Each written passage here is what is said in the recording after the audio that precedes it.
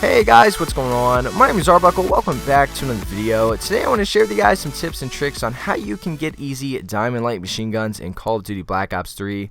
So there's 6 different challenges you have to complete with each individual light machine gun in the game, and those challenges are 100 headshots, 10 revenge medal kills, 50 kills without attachments, 50 kills with optic and 5 attachments, 2 rapid fire kills 5 times, and 5 bloodthirsty. So hopefully I'll be able to share with you guys some tips and pointers that'll help you to get these challenges a little bit quicker and easier than you would beforehand.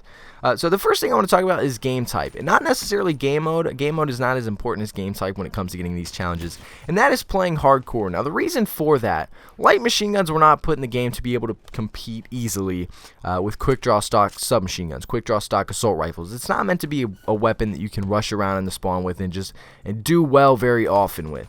The idea behind a light machine gun is to be more of a campy player, to be more of a defensive player. You're using a heavy weapon. Obviously, it's meant to sit back and play defense rather than attack.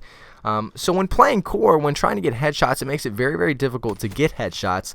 When playing from a distance with a light machine gun, it's hard enough to kill someone rather than just attempt to get a headshot. So hardcore makes it so much easier to be able to pick people off from long distance range and get those easy headshots without having to try to compete with, again, a submachine gun or assault rifle with quick draw and stock. It's just so much more challenging, and when playing hardcore, it gives you more of an advantage when using a big weapon when you have to sit back.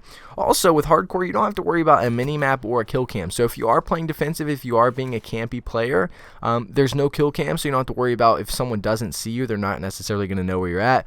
And the same thing with the mini-map. You don't have to worry about people seeing you when you shoot your weapon, unless obviously they have a UAV, which just gives you that much more of an advantage. Next thing I want to talk about is kill streaks, alright, or score streaks, however you want to say it. There's 2 that are crucial, UAV and counter UAV. The third one really doesn't matter as much. I tend to run a Guardian when I try to do these challenges because I'm being more defensive. I'm being more of a campy or quote-unquote campy player. I would use the Guardian as kind of a defense or kind of an alert system, not necessarily used to kill someone, but used to watch my back. So when I would get that click, when I would get those 10 points for getting a hit marker with someone with the Guardian, I would know that someone is coming up behind me and to be ready. Not necessarily to try to kill them, because it's kind of hard to get kills with the Guardian. Now UAV and counter UAV are very, very helpful, and for obvious reasons. UAV is going to alert you where people are, make it easier for you to be prepared for headshots, and counter UAV will help you even more, especially with hardcore. You know, in core you just call any counter UAV when you get it. In hardcore, the enemy doesn't have a mini-map, so it's best to hold on to that until they get a UAV, and you can keep that mini-map off the screen for the enemy. So let's go back to the challenges. I wanted to give you guys some quick tips, some different things. I don't really want to give you a class setup because there's a lot of different class setups that I use when doing these challenges. I'll share with you some attachments and game modes that I played when trying to get some of these challenges. So first off, it's the headshots. We talked about playing hardcore. Very obvious. I definitely recommend running quick draw and stock just because it's very hard to compete with other weapons like submachine guns and assault rifles like I was talking about. So quick draw and stock will give you a little more of an advantage to hopefully even out the gunfight a little bit more. So quick draw and stock when trying to get those 100 headshots as well as playing hardcore. You need 10 revenge medal kills. Hardcore probably won't help very much with this unless you're playing a game mode like hardcore domination and you're actually running around. I kind of recommend playing Chaos Mosh Pit for this, honestly, just because you only need 10 revenge medal kills, and it's so much easier to be able to complete these on maps like Nuketown or Combine, maps where you're going to see the same players over and over very quickly and very rapidly, obviously. The next thing is 50 kills without attachments. Definitely recommend playing hardcore for this, and I've recommended this in a lot of my old videos when trying to get diamond weapons, because you don't have any attachments. Your gun is basically naked. It's very challenging to kill someone.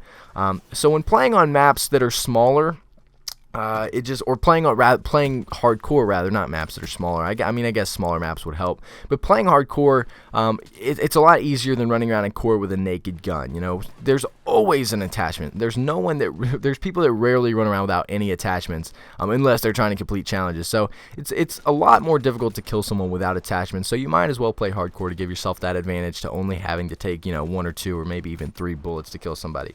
The next challenge is 50 kills with an optic and 5 attachments. Definitely recommend Chaos Mosh Pit for this. I've also stated this in a past video. When you have your gun absolutely loaded, you don't have room for perks. You don't have room to be able to move quickly around the map, especially when using a light machine gun. You don't have that advantage of maybe being able to hide off the radar with Ghost, or having blast suppressor or dead silence to be quiet. So it's easier to play on a map that's very small, that's very crazy, like where people are always running around jumping and bullets are going everywhere. It just makes it easier to blend in rather than playing on a big map without any perks. It's just very challenging, especially when you play on small maps with an overpowered gun. When you have all the attachments on it, it makes it so much easier for you to get kills. The next challenge is 2 rapid fire kills. Again, definitely recommend playing Chaos Mosh Pit. You got to get 5 or 2 rapid fire kills 5 times. And, I mean, it's very easy to do that, especially when playing on Chaos Mosh Pit, playing on a map like Newtown. This is also doable in hardcore. You just got to be aware and playing a game mode where there's going to be multiple people in the same area. There's no hardcore hardpoint, but hardcore domination is a good game mode to play as well if you really don't want to go back to core. And the last one you need is 5 Bloodthirsties. This one's obvious. You really need to be a campy person, a defensive player when trying to get this one. I definitely recommend a class setup that I would run with this would be Quick Draw Stock Silencer. And then Ghost, Blast Suppressor, Dead Silence. Obviously a class to stay off the radar while you get those Bloodthirsties.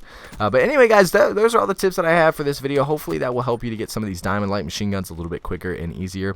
I hope you guys did enjoy the video. Make sure to subscribe if you haven't already, and I'll see all you guys in the next video.